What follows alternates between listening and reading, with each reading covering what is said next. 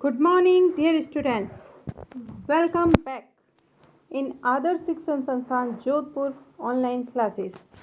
Students, अब तक हमने अपने 15 कालांश में इंग्लिश फर्स्ट और इंग्लिश सेकंड के तीन चैप्टर कंप्लीट किए हैं.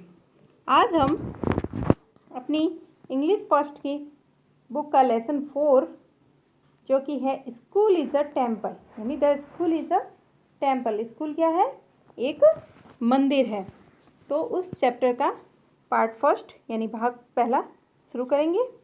उसके बारे में पढ़ेंगे. स्कूल इज़ अ टेम्पल यानी स्कूल एक मंदिर है. हमारे विद्यालय का नाम भी वही है, आदर्श विद्या मंदिर, है ना. यानी स्कूल एक मंदिर है जिससे अभी हम कोरोना की वजह से दूर हो चुके हैं. सो इस चैप्टर को स्टार्ट करें. Let's start. Okay. School is a temple यानी स्कूल एक मंदिर है. इसके बारे में जान लेते हैं. तो सबसे पहले इस चैप्टर को स्टार्ट करने से पहले मैं कुछ क्वेश्चंस करती हूँ, उसके आंसर देने हैं. फर्स्ट क्वेश्चन होगा हमारा, do you like wearing clean और डर्टी क्लोथ्स? आपको किस प्रकार के कपड़े पहनना पसंद है? यानी क्या आप साफ सुथरे या गंदे, डर्टी यानी गंदे, DIRTY, डर्टी यानी गंदे, क्लोथ्स यानी कपड़े, क्या आपको साफ सुथरे कपड़े, क्लीन यानी साफ सुथरे, और डर्टी यानी गंदे गंदे कपड़े पहनना पसंद है या साफ सुथरे कपड़े पहनना पसंद है? क्या होगा आपका आंसर? Yes, clean clothes. क्या होगा?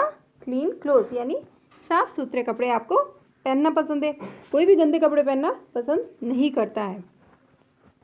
नेक्स्ट क्वेश्चन है मेरा, do you like sitting in a clean room और अ डर्टी रूम? अब सेकंड क्वेश्चन है, क्या आप क्या आप लाइक यानी पसंद करना, सिटिंग यानी बैठना, इन अ क्लीन एक साफ रूम यानी साफ कमरे में, और यानी या डर्टी रूम या एक गंदे कमरे में. आप साफ सुथरे कमरे में बैठना पसंद करेंगे या गंदे कमरे में बैठना पसंद करते हैं? कैसे पसंद करते हैं आप? बोलिए. स्पीक. Yes, clean room. किसमें? क्लीन रूम में आप साफ सुथरे कमरे में बैठना पसंद करोगे. स्कूल में भी अगर रूम गंदा होगा तो आप वहाँ बैठना पसंद करोगे क्या? ऐसे ही अपने घर पे भी अगर रूम गंदा है तो हम उसे साफ करके ही बैठते हैं, है ना. नेक्स्ट है third question, if you find there is some rubbish. यदि आपको अपने कमरे में, स्कूल में, कहीं पर भी कुछ कचरा, है ना, मिलता है. अब कचरा क्या है? ब्रैकेट में दिया हुआ है, जैसे वेस्ट पेपर, बर्बाद किए हुए कागज़, जैसे कोई कागज़ फाड़ के फेंक दिया किसी ने. रैफर्स, जो टॉफ़ी कुरकुरे आते हैं ना, रैफर्स के ऊपर लगे हुए, उनको बोलते हैं रैपर्स, है ना. रैपर्स यानी जो वह कागज़ जो कि बिस्किट, टॉफ़ी इनके ऊपर लिपटा हुआ होता है. ऑफ कैंडीज़ यानी टॉफ़ियों के ऊपर लगा हुआ जो कागज़ होता है उसको रैपर्स बोलते हैं. एक्स्ट्रा आदि यानी ऐसे कुछ कागज़ के टुकड़े या कोई रैपर्स पड़े हैं, वो कचरा अगर आपके सामने है, लेइंग ऑन द फ्लोर यानी फर्श पर बिखरा हुआ है, around you what would you do? अगर आपके चारों ओर फर्श पर इस प्रकार का कचरा पड़ा है तो व्हाट वुड यू डू? आप क्या करोगे, है ना. क्या करोगे? Yes, speak. हाँ, अब हम क्या करेंगे? उस कचरे को उठाकर डस्टबिन में डाल देंगे. Yes, okay.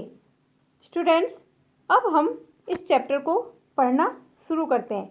बट इस चैप्टर को पढ़ने से पहले फर्स्ट ऑफ ऑल हमें इस चैप्टर की ग्लोसरी को पढ़ना होगा. क्यों? क्योंकि ग्लोसरी को बार बार पढ़ने, समझने एवं याद करने से हमें इस चैप्टर को पढ़ने में आसानी होगी और समझ में भी अच्छे से आ जाएगा, है ना. हमारा प्रोनाउंसिएशन भी अच्छा होगा. हमें उनके कुछ जो मीनिंग्स है, हार्ड मीनिंग्स है, उनके अर्थ भी पता होंगे. सो फर्स्ट है हमारी scraps. SCRAPS.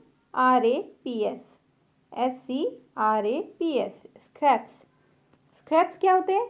Small pieces of paper, paper के छोटे छोटे टुकड़े. क्लोथ कपड़े के छोटे टुकड़े, एक्स्ट्रा आदि यानी टुकड़े, स्क्रैप्स यानी क्या होता है टुकड़े, अब चाहे किसी के भी टुकड़े हो, कागज़ के, कपड़े के, है ना।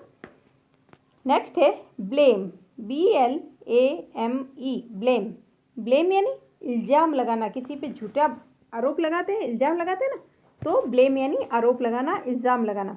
टू से और think that someone did something wrong, किसी के बारे में कुछ गलत कहना, है ना, जो वो काम उसने किया नहीं हो और उसके बारे में उसे कहना, कुछ गलत कहना, आरोप लगाना, इल्ज़ाम लगाना होता है। नेक्स्ट है house hold, HOUSEHOLD, house hold यानी जो घर में रखी जाती है, यानी घर में रखने योग्य, यानी घरेलू। कनेक्टेड विद द हाउस यानी घर से संबंधित चीज़ों को क्या कहते हैं घरेलू, हाउस होल्ड, है ना। नेक्स्ट है रिमूव, REMOVE, रिमूव। रिमूव यानी साफ करना, हटाना, है ना। To take away something from its place यानी उस जगह से किसी उस चीज़ को दूर ले जाना, हटाना, रिमूव करना, है ना, साफ करना। तो क्या होगा रिमूव यानी हटाना। Cobweb, COBWEB, Cobweb. कोबवेब यानी जाले, मकड़ी के जो जाले होते हैं ना उसको कहते हैं, जो मकड़ी के जाले होते हैं उसे कहते हैं कोबवेब, है ना, COBWEB, कोबवेब यानी मकड़ी के जाले।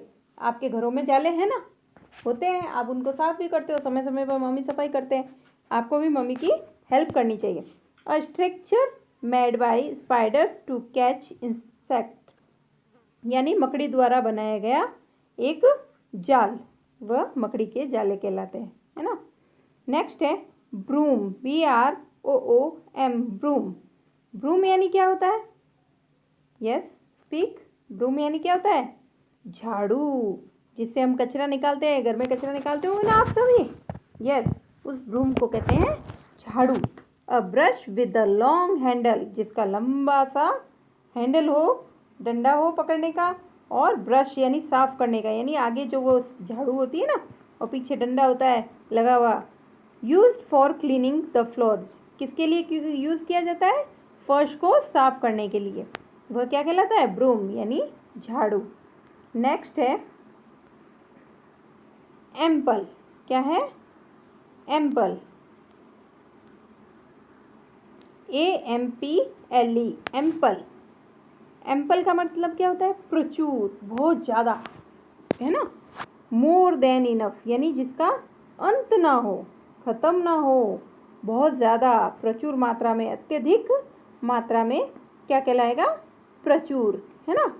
Okay students, I hope glossary अच्छे से समझ में आई होगी। आपको इस ग्लोसरी को याद करना चाहिए, अच्छे से पढ़ना चाहिए। सो कुछ थोड़ा सा चैप्टर स्टार्ट कर दें हम। यस, अ क्लासरूम, एक कक्षा का कमरा। स्टूडेंट्स आर सिटिंग, विद्यार्थी बैठ रहे हैं, एक कक्षा का कमरा है जहाँ पर विद्यार्थी बैठ रहे हैं। Raju the class monitor, Raju जो है क्लास का मॉनिटर है, वो क्या करता है नोटिसेज यानी नोटिस करना, यानी किसी को ध्यान देना किसी चीज़ पर। Some bites of paper lying on the floor near Manjeet, उसने देखा, राजू ने क्या देखा, राजू ने ध्यान दिया, नोटिस किया कि कुछ पेपर के टुकड़े बिखरे हुए हैं, किस पर, फ्लोर पे, फर्श पे, नियर मंजीत यानी कोई मंजीत नाम का लड़का है उसके पास में बिखरे हुए पड़े हैं। अब इस चैप्टर को हम अगले पार्ट में पूरा पढ़ेंगे। ओके स्टूडेंट, आई होप आपको अच्छे से समझ में आ गया होगा। एक कक्षा का कमरा है जहाँ विद्यार्थी बैठ रहे हैं और राजू कोई ध्यान देता है कि वहाँ पर कुछ पेपर के टुकड़े बिखरे हुए फर्श पर पड़े हैं, वो भी मंजीत के पास में। तो उसके आगे क्या होगा वो हम अपने अगले कालांश में पढ़ेंगे। Thank you so much for listening and watching me.